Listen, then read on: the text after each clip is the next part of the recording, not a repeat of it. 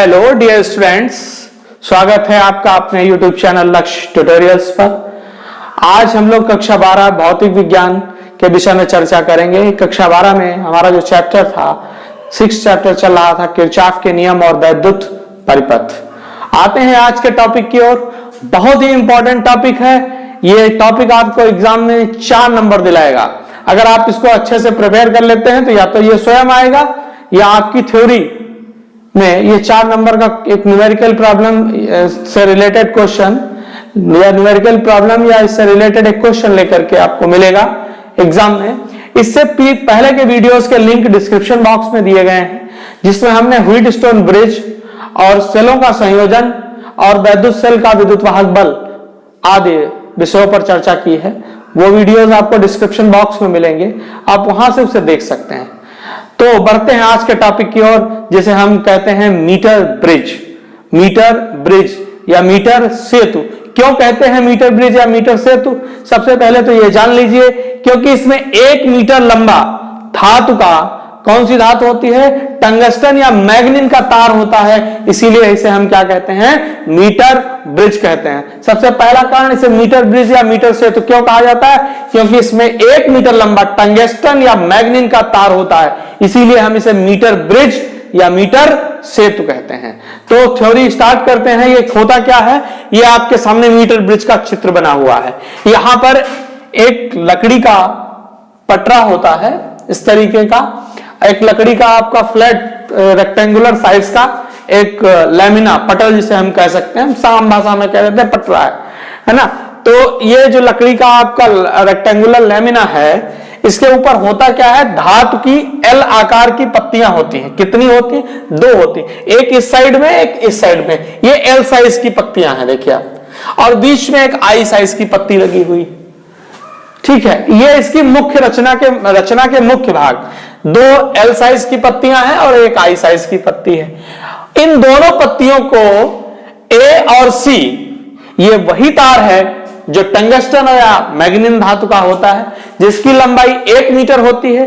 और हां, ये एक समान अनुप्रस्थ परिच्छेद का तार होता है। ये कैसा तार होता है? एक समान अनुप्रस्थ परिच्छेद का तार होता है। यहां पर ऐड कर लीजिएगा कि जिसमें 1 मीटर लंबा टंगस्टन या मैग्नीन का, यहां पर लिखते हैं, जिसमें 1 मीटर लंबा टंगस्टन या मैग्नीन का, टंगस्टन या मैग्नीन का एक समान अनुप्रस्थ परिच्छेद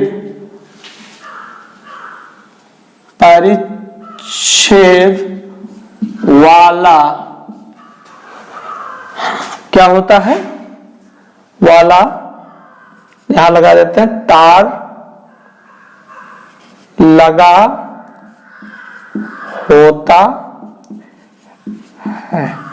तो जिसमें 1 मीटर लंबा टंगस्टन या मैग्नीन धातु का तार होता है, वो टंगस्टन या मैग्नीन धातु का तार कौन सा है? ए और सी है। वो टंगस्टन या मैग्नीन धातु का जो तार है वो क्या है? ए व सी है। अब बढ़ते हैं हम इसकी आगे की ओर, रचना की ओर। और क्या होता है इसमें? देखिए, इधर का जो गैप है ए और डी के बीच का, इसको ए मान लिया, इसको डी मान लिया, इसको ए मान लिया, इसको सी मान लिया, इस बिंदु को डी मान लेते हैं। डी पट्टी जो आई होती है, आई टाइप की जो पट्टी होती है, उसका मध्य बिंदु होता है, उसको हम क्या मानते हैं? डी मानते हैं। और डी से, डी और ए के बीच में हम एक प्रतिरोध बाक्स लगाते हैं। प्रतिरोध बाक्स एक ऐसा संयोजन है जिसमें प्रतिरोध लगे होते हैं और प्रतिरोध अंदर लगे होते हैं। उसमें जितनी हम खूंटी निकालते हैं, ये प्रयोग भी है आपके सिलेबस में, जिस नंबर की, जिस प्रतिरोध की खूंटी हम निकाल देते हैं, उतना प्रतिरोध उसमें कार्य करने लगता है। तो यहां पर एक प्रतिरोध बाक्स लगा होता है। प्रतिरोध बाक्स को हम आर से निरूपित करते हैं। और यहां पर डी सी भुजा के मध्य या सी डी भुजा के मध्य एक अज्ञात प्रतिरोध लगा होता है, जिसको हम एस से डिनोट करते हैं। अज्ञात प्रतिरोध को हम किससे डिनोट करते हैं? एस से डिनोट करते हैं। बढ़ते हैं अगले टॉपिक, अगले टॉपिक में अगली बात की। और अगली बात यह है कि डी से एक धारामापी जो संट युक्त धारामापी होती है, जिसमें जो है की भी लगी होती है, संट भी लगी होती है, डी से एक धारामापी जोड़ करके एक विसर्पी कुंजी जोड़ करके उसको कहां पर, बिंदु बी पर, तार में एक बिंदु बी होगा जिस बिंदु पर शून्य विक्षेप की स्थिति होगी। शून्य विक्षेप की मतलब गाल्वानोमीटर में या धारामापी में धारा का प्रवाह उसमें क्या होगा, शून्य होगा। और इस पूरे प्रक्रम को, इस पूरे अरेंजमेंट को इन दो बिंदुओं के बीच, यहां पर दो टर्मिनल्स लगे होते हैं और इन दो बिंदुओं के बीच एक लैक्लांसे सेल धारा नियंत्रक और कुंजी, लैक्लांसे सेल, रियोस्टेट और की से इसको क्या करते हैं, श्रेणी क्रम में जोड़ दिया जाता है। इसको हम सामान्य पहले चर्चा करते हैं। ये एक प्रयोग है आपका, मैं बता भी चुका हूं। इसको जब हम प्रयोग करते हैं तो सबसे पहले क्या करते हैं, यहां से अज्ञात प्रतिरोध निकाल दिया और ये एस लगा दिया। एस लगाने के बाद ये परिपथ पूरा व्यवस्थित हो गया। कुंजी के को दबाया और जॉकी, इसको जिसको हम विसर्पी कुंजी कहते हैं, विसर्पी कुंजी मतलब इसको खिसका करके, ये पेचकस की तरह होती है, विसर्पी कुंजी को खिसका करके हम क्या करते हैं, इसको स्लाइडिंग कंडक्टर भी कहते हैं। इसको तार के ऊपर रगड़ कर नहीं खिसकाया जाता, इसको उठाकर तार पे टच कराया जाता है और टच कराने के बाद बिंदु बी पर इसको हम टच कराते हैं। जो बिंदु बी का मतलब क्या है, जो शून्य विक्षेप की स्थिति दिलाएगा उसको हम बिंदु बी कहेंगे। और बिंदु बी पर जब हम इसको टच करा देते हैं तो यहां गैल्वानोमीटर में धारा का जो विक्षेप है वो शून्य दिखाई देने लगता है और फिर हम रीडिंग्स लेते हैं। अब इसकी सिद्धांत और रचना की बात करते हैं। क्या है सिद्धांत, क्या है, मीटर सेतु व्हीटस्टोन सेतु पर आधारित एक सुग्राही यंत्र है। सुग्राही मतलब ये सेंसिटिव है, इससे हम जो वैल्यूज निकालेंगे उस पर हम विश्वास कर सकते हैं। क्या है, सुग्राही यंत्र है जिसमें 1 मीटर लंबा टंगस्टन या मैग्नीन धातु का तार लगा होता है। इसमें क्या है, देखिए 1 मीटर लंबा टंगस्टन, 1 मीटर लंबा टंगस्टन या मैग्नीन का समान अनुप्रस्थ परिच्छेद वाला तार लगा होता है, जिसमें एक लकड़ी के बोर्ड पर, जिसको हमने पटरा कहा था, क्या है, लकड़ी के बोर्ड पर 1 मीटर पैमाने के साथ 2 L व 1 I आकार की पत्तियों से बना होता है। यह एक लकड़ी के बोर्ड पर, क्या लिखेंगे, यह एक लकड़ी के बोर्ड पर 1 मीटर तार के साथ, कौन सा तार, वही टंगस्टन या मैग्नीन के तार के साथ 2 L आकार के व 1 I आकार की, ये L आकार की पत्तियां हो गई और 1 I आकार की पत्तियों से बना होता है। ये पत्तियां तांबे की बनी होती हैं। ये कैसी बनी होती हैं, तांबे की बनी होती हैं। बीच की पत्ती के मध्य बिंदु से धारामापी कैसा, जो संट युक्त होता है, को विसर्पी कुंजी माने स्लाइडिंग कंडक्टर से जोड़ देते हैं। परिपथ में लैक्लांसे सेल, परिपथ में कौन से सेल का प्रयोग किया जाता है, लैक्लांसे सेल द्वारा धारा नियंत्रक व कुंजी को श्रेणी क्रम में जोड़ करके धारा प्रवाहित की जाती है। इसका सिद्धांत क्या है, या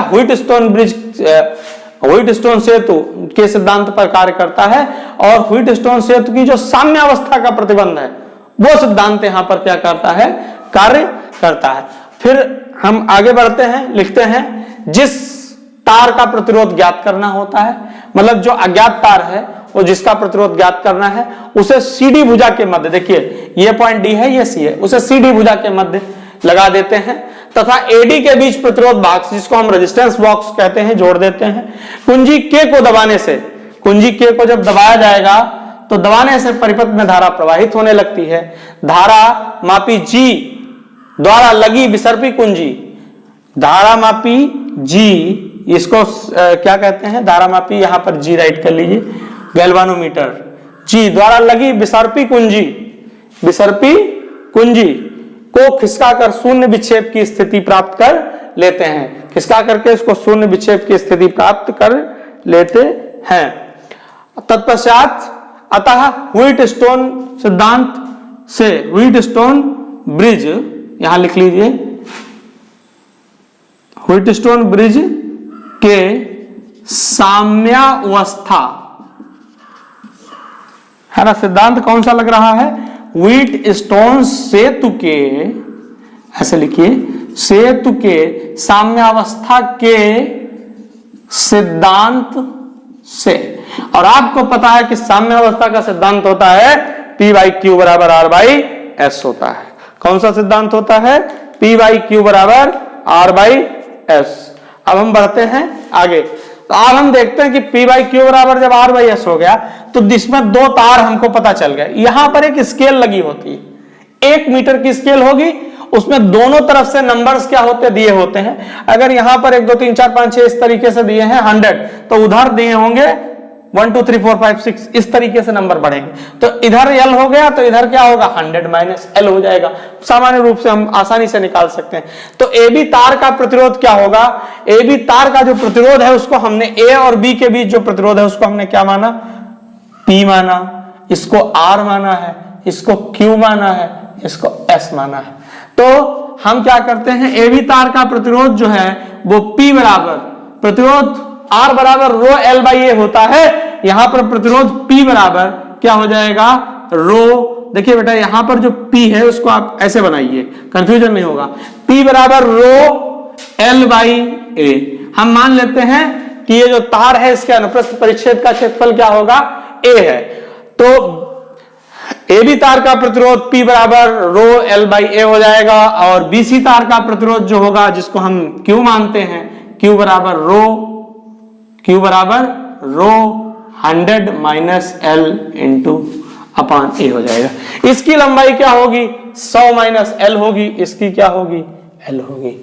जहां पर रो तार का विशिष्ट प्रतिरोध व A अनुप्रस्थ परिच्छेद का क्षेत्रफल है। अब हम आगे बढ़ते हैं। अतः इसमें मान रख दीजिए, इसमें क्या होगा? P by Q. तो P का मान क्या है? Rho L by A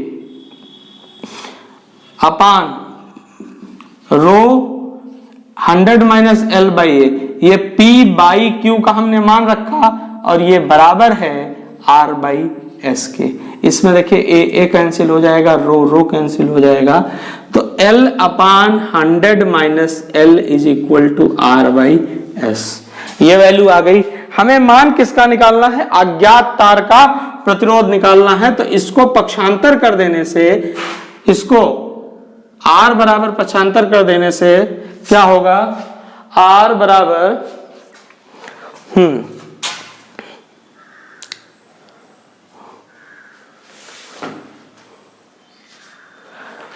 R P by Q बराबर R बाई एस। वैल्यूज हमने पुट की, ठीक है। तो R by S P by Q बराबर हमने रखा R बाई एस।